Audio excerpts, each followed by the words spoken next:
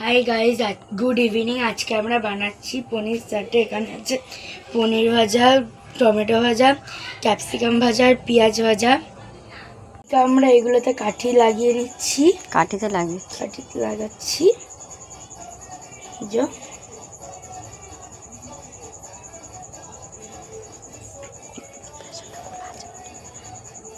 বেসনটা গুলো আছে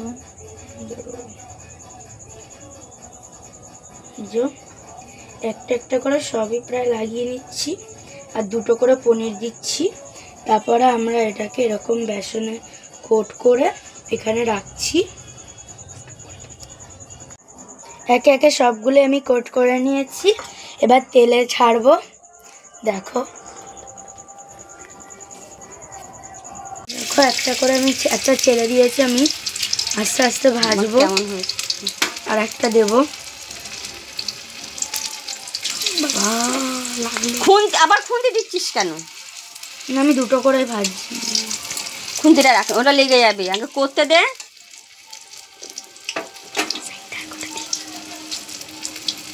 আস্তে আস্তে আমি কয়েকটা দিয়ে দিচ্ছি এখানে।